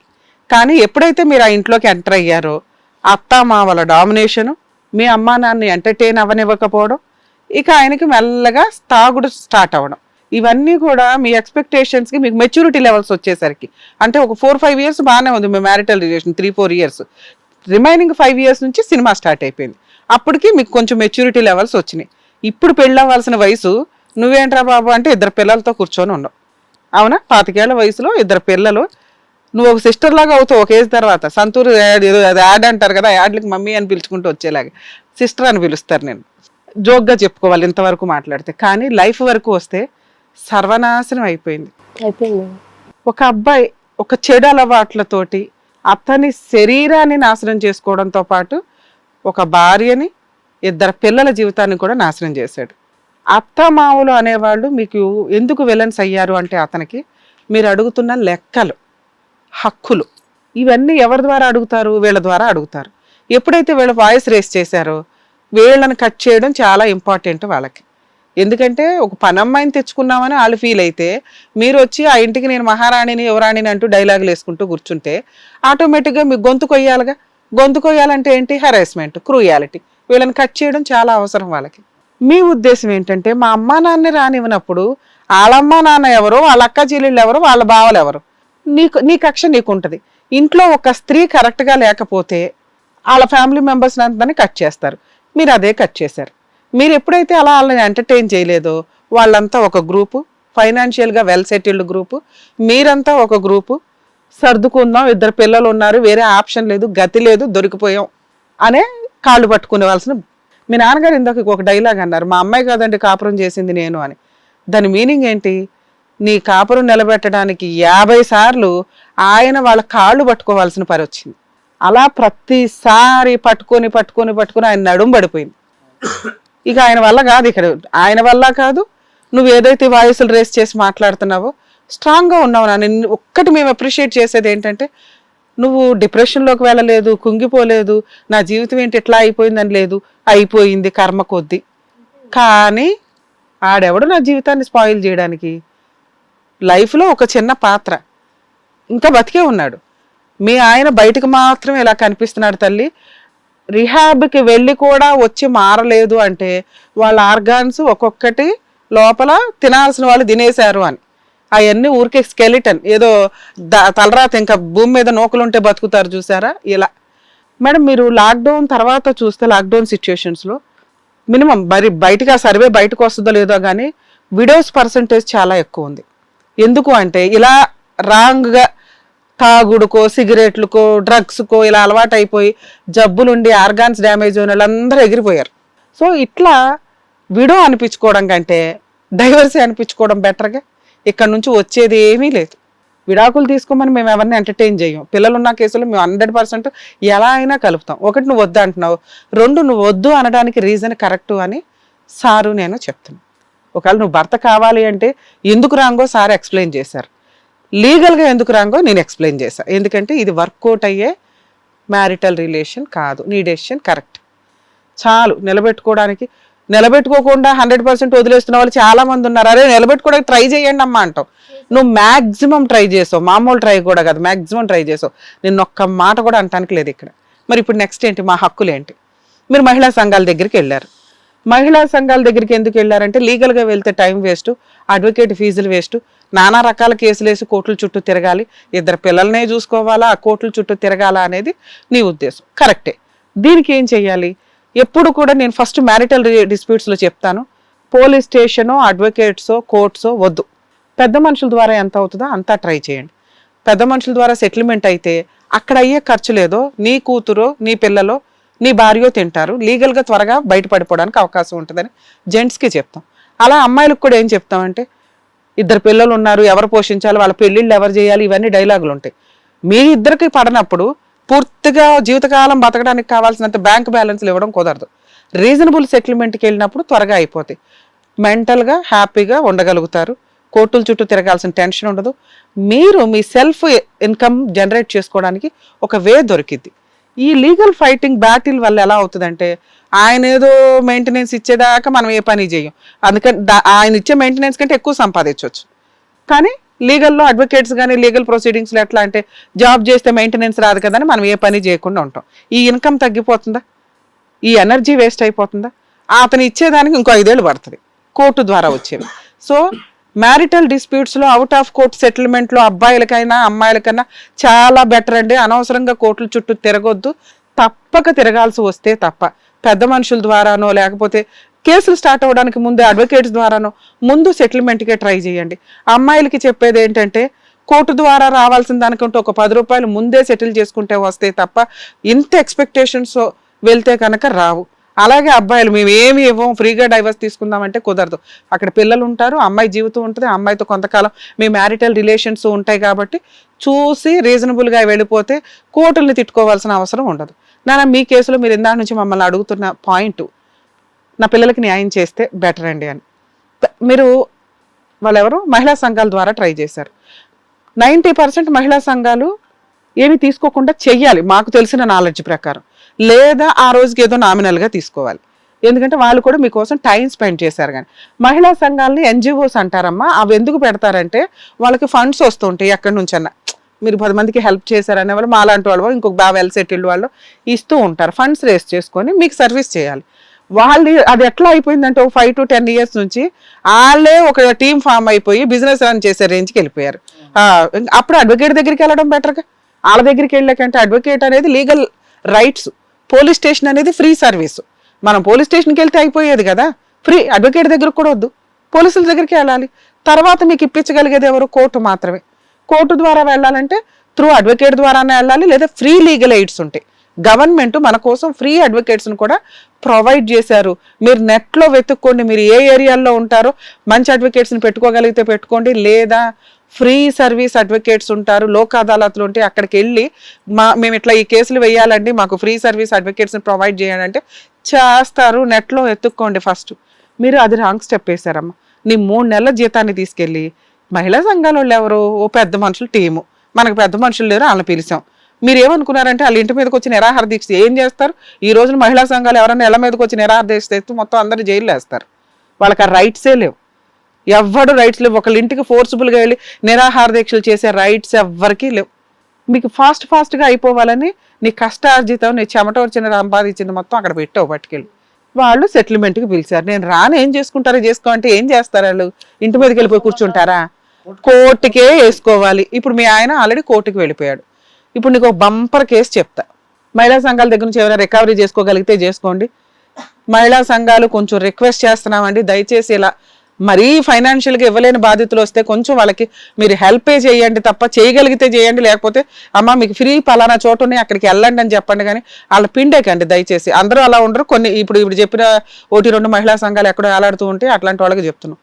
నెక్స్ట్ మీ విషయానికి వస్తే, మీ హస్బెండ్ డైవర్స్ కేసు వేశాడు అని మీతో చెప్పాడు. మీ కోర్టు నుంచి సమన్స్ వస్తాయి. వచ్చిన తర్వాత ఆ కాపీ తీసుకుని కోర్టుకి వెళ్ళండి. ఆ డేట్ ఎప్పుడైతే ఉంటుందో అటు డేట్ రోజు కోర్టుకు వెళ్ళి జడ్జి ఎవరైతే ఉంటారో ఆ జడ్జికి, మేడమో సారు, మేము ఇట్లా ఫైనాన్షియల్గా చాలా వీక్ అండి, నాకు 2 పిల్లలు, నేను ఏమీ సంపాదించలేకపోతున్నాను, సో నా పొజిషన్లో నాకు గవర్నమెంట్ లాయర్ని ప్రొవైడ్ చేయండి అని అడగండి. మీకు ఫ్రీ గవర్నమెంట్ లాయర్ని ప్రొవైడ్ చేస్తారు, రూపాయి ఖర్చు ఉండదు. ఇన్ కేసు అలా జరగకపోతే నాకు ఇంకోసారి ఫోన్ చేయండి, నేను ఇన్ఫామ్ చేస్తాను మీకు ఆ రోజు ఏం చెప్పాలి కోర్టుకి అని. గవర్నమెంట్ లాయర్ని మీకు అపాయింట్ చేసిన తర్వాత మీరు ఆ అడ్వకేట్తో చేయాల్సిన పని, ఒకవేళ నీకు గుర్తు లేకపోతే మా వీడియో రిపీటెడ్గా వింతల్లి, ఇలా ఎవరన్నా కానీ అడ్వకేట్స్ని పెట్టుకోలేని వాళ్ళు ఉంటే ఆపోజిట్ పార్టీ కేసు ఫైల్ చేసినప్పుడు అదే కోర్టుకు వెళ్ళి జడ్జి గారిని మీరు ఫైనాన్షియల్గా వీక్ అయితే కనుక ఖచ్చితంగా గవర్నమెంట్ లాయర్ని అడగొచ్చు. అలా అడిగిన కేసులో ఈ కేసు ఒకటే కేసుగా, మేడం ఏంటి ఇంకే కేసులు చెప్పట్లేదంటే మీకు ఓపిక ఉంటే పోలీస్ స్టేషన్ కంప్లైంట్ వేసుకోండి, రూపాయి ఖర్చు లేదు. మహిళా సంఘాల దగ్గరికి 10 సార్లు వెళ్ళారుగా, పోలీస్ స్టేషన్కి 3 సార్లు వెళ్తే చాలు, కేసు రిజిస్టర్ అయిపోద్ది అందరి మీద. వాళ్ళ ధీమా ఏంటో తెలుసా? ఆయన ఆల్రెడీ లోపలంతా కుళ్ళిపోయి ఉన్నాడు, బయట మాత్రం ఊరికి ఎట్టట్లా ఊగిసలాడుతున్నాడు, ఎప్పుడప్పుడు ఫట్ అంటాడు. కాబట్టి పెద్దగా ఈ పిల్లకి ఏమి సెటిల్ చేయాల్సిన అవసరం లేదని. నీకున్న టైం చాలా కొంచెం, ఫాస్ట్ మూమెంట్ ఇస్తే నువ్వు ఇప్పుడు ఎంత వసూలు చేయగలిగితే అంతే. అందుకని 2 కేసులు చెప్తున్నా. ఒకటి ఫ్రీ కేసే, 2 ఫ్రీనే చెప్తున్నా. ఒకటి పోలీస్ స్టేషన్కి వెళ్ళు, అందరి మీద కేసు ఫైల్ చేసి నువ్వు ఇంకా మహిళా సంఘాలను ఎవరినో నమ్ముకొని టైం వేస్ట్ చేసుకోవద్దు. వాళ్ళు సెటిల్ చేసుకోరు, ఓకే, కానీ నీ కేసు రిజిస్టర్ అవడం వల్ల మీ హస్బెండ్ ఉండగానే నువ్వు వేసే కేసు రిజిస్టర్ అవుతుంది. వన్స్ మీ హస్బెండ్ చనిపోతే మీ అత్త మామ ఆడబడుచులు వీళ్ళ మీద కేసు వేయడం కుదరదు. సో ఆయన ఉండగా ముందు 498 కేసు ఏదైతే ఉందో స్ట్రాంగ్గా అందరి మీద ఫైల్ చేసేయండి. పోలీసులే చూసుకుంటారు, ఫ్రీ సర్వీస్. ఇప్పుడు మీ నీ కష్టం నాకు చెప్పావు కదా, మాకు అదే పోలీసులకు చెప్తే వాళ్ళే రాసుకుంటారు, వాళ్ళే రిజిస్టర్ చేస్తారు. ఒకవేళ వాళ్ళు చేయకపోతే మాకు ఫోన్ చేయి, మేము అందుబాటులో ఉంటాం. 2 ఇందాక నీకు చెప్పాను, డైవర్స్ కేసులో జడ్జి గారి దగ్గరికి వెళ్ళు, గవర్నమెంట్ లాయర్ని అపాయింట్ చేయమని. మీరు మమ్మల్ని అడిగారు కదా, మేము ఇప్పుడు ఫోన్ చేస్తే ఆయన వణికిపోయి వచ్చి సెటిల్మెంట్ చేసుకోడు, ప్రాపర్టీ రాసివ్వడు, ఇంకెక్కడ రాసివ్వడు. ఎందుకంటే ఆల్రెడీ కోర్టు దాకా వెళ్ళిపోయాడు, వాళ్ళ అడ్వకేట్ మేము చూసుకుంటాం కానీ అని చెప్పుంటారు. అర్థమవుతుంది? సో ఇప్పుడు నువ్వు లీగల్గానే ఫైట్ చేయాలి అతనితో. ఒకటి నేను చెప్పిన 490 కేసు రేపే వెళ్ళండి పోలీస్ స్టేషన్కి. టైం కొంచెం కూడా వేస్ట్ చేయొద్దు. నీది ప్రతి డే నీకు వాల్యుబులే. ఎక్కువ కాలం నువ్వు ఫైట్ చేయాల్సిన అవసరం రాదని నా ఉద్దేశం. నీకు ఆ విషయం అర్థమవుతుంది కదా. డైవర్స్ కేసులో ఒకవేళ మీరు అడ్వకేట్ని పెట్టుకోగలిగితే పెట్టుకోండి, పెట్టుకోలేకపోతే ఇందాక నేను చెప్పినట్టు గవర్నమెంట్ లాయరు అదే కేసులో కౌంటర్ క్లెయిమ్ అంటారు. అంటే అరే బాబు ఆడు అటు ఇటు ఊగిసినాడుతున్నాడు, ఆయన నన్ను ఎంత హింసించాడు, నాకు కూడా డైవర్స్ ఇష్టమే, కానీ డైవర్స్తో పాటు ఇదిగోండి ఈ ప్రాపర్టీలు ఉన్నాయి, ఈ ప్రాపర్టీని నా పిల్లలకి నాకు రిజిస్టర్ చెయ్యండి అని అడిగే హక్కు నీకుంది. లేదు వాళ్ళకి ఆస్తులు నాకు నష్టపరిహారంగా కాంపెన్సేషన్గా ఓ 50 lakhs ఇప్పించండి. వాళ్ళ ఫైనాన్షియల్ కెపాసిటీ మీకు తెలుసుగా, తెలుసు. దాన్ని బట్టి మీరు క్యాష్ రూపంలో కూడా అడగొచ్చు. అదొక పిటిషను. ఇంటీరియం మెయింటెనెన్స్ అంటారు. నువ్వు మెయింటెనెన్స్ కేసు వేయాలి కదా, అది వెయ్యకుండా ఇందులోనే సేమ్ కేసులో మెయింటెనెన్స్ అడిగే హక్కు నీకు ఉంటుంది. నీకు పిల్లలకి చిరొక ముగ్గురికి 3 10s అడుగుతావా 20s అడుగుతావా, ఇంతవరకు రీజనబుల్. ముగ్గురికి 3 20లు 60,000 చొప్పున ఇంటీరియం మెయింటెనెన్స్ వేయండి. అతను డైవర్స్ కేసు ఉంచుకుంటాడా ఓడదీసి వెళ్ళిపోతాడా అనేది తర్వాత సంగతి. వన్స్ నువ్వు ఇవి వేసావనుకో, నేను చెప్పిన ప్రాపర్టీ కేసు ఇందులోకే వస్తుంది, మెయింటెనెన్స్ కేసు ఇందులోకి వస్తుంది, నీకు కావాల్సిన డైవర్స్ వచ్చేస్తాయి. ఎందుకు 498 వేయమన్నానంటే ఇన్ కేసు ఇక్కడ ఏదన్నా అటు ఇటు ఊగిసలాడితే మీకు ఫ్యామిలీ మెంబర్స్ అందరూ ఆ కేసులో ఇరుక్కొని ఉంటారు కాబట్టి నీ మ్యాటర్ సెటిల్మెంట్ అవుతుంది ఆఫ్టర్ హిజ్ తర్వాత కూడా. ఓకేనా, ఇది బెటర్ అని మా ఉద్దేశం అమ్మ. మేము ఇప్పుడు ఫోన్ చేసి మాట్లాడినా కూడా పెద్దగా వర్కౌట్ అవ్వదు, వినరు కూడా, అవును ఇంకొంచెం తిక్కగా వెళ్తారు అంతే. సో ప్రెసెంట్ నేను చెప్పింది లీగల్గా వీళ్ళకి బెటర్ అనేది నా ఉద్దేశం. అవును, ఇప్పుడు మీరు చెప్పింది కరెక్ట్ మేడం. సార్ నేను వస్తాంటే కూడా అట్లే ఊహించుకున్నా, మీరు చెప్పింది కూడా కరెక్ట్ చెప్పారు. Okay sir. సో నీకు ఏదైతే ఆన్సర్ కావాలో దానికి సంబంధించి చాలా క్లియర్గా డీటెయిల్గా డాక్టర్ గారు చెప్పారు, అడ్వకేట్ మేడం చెప్పారు. సో యాస్టిస్ చెప్పినట్టుగా చేస్తే కనుక నీకు ఇమీడియట్ రిజల్ట్ అనేది ఉంటుంది. జాగ్రత్త అమ్మా. జాగ్రత్త. థ్యాంక్ యూ అమ్మా. ఇలాగే స్ట్రాంగ్గా ఉండు, హ్యాపీగా ఉండు. మిమ్మల్ని నమ్ముకొని వచ్చినటువంటి రోహిణి గారికి చక్కగా ఏం చేయాలో చెప్పినందుకు డాక్టర్ గారు thank you so much. Advocate madam thank you so much. మరో కథతో మళ్ళీ కలుద్దాం. ఈ కార్యక్రమాన్ని ఇంతగా అభిమానిస్తున్న ప్రతి ఒక్కరికి కూడా శిరస్సు ఉంచి నమస్కరిస్తున్నాము. ఈ సందర్భంగా మీ అందరితో నేను ఒక విషయాన్ని పంచుకోవాలి అనుకుంటున్నాను. మేము చేసేటటువంటి ఇది కథ కాదు జీవితం కార్యక్రమం ద్వారా ఎంతో మందికి ప్రత్యక్షంగాను పరోక్షంగాను సహాయం అందుతుందని భావిస్తున్నాం. ఎక్కడో ఉండి ఇక్కడికి రాలేని ఎంతో మందికి అడ్వకేట్ రమ్య మేడం గారు, సైకియాట్రిస్ట్ డాక్టర్ కళ్యాణ్ చక్రవర్తి గారు ఇచ్చేటటువంటి సూచనల ద్వారా వాళ్ళ జీవితాల్లో ఎలాంటి మార్పులు తెచ్చుకుంటే ఆనందంగా ఉంటారో అలాంటి మార్పులు తెచ్చుకుంటున్నారు. మా ఆశయం ఒకటే, అందరూ బాగుండాలి, అందులో మేము ఉండాలి. ఇది కథ కాదు జీవితం ప్రోగ్రామ్ అందరికంటే ఒక రోజు ముందుగా మీరు చూడాలి అనుకుంటే వెంటనే డౌన్లోడ్ చేయండి హిట్ టీవీ యాప్. ఇందులో మీరు నచ్చే మెచ్చే కంటెంట్ సిద్ధంగా ఉంది. మరి ఇంకెందుకు ఆలస్యం, వెంటనే డౌన్లోడ్ చేసుకోండి హిట్ టీవీ యాప్.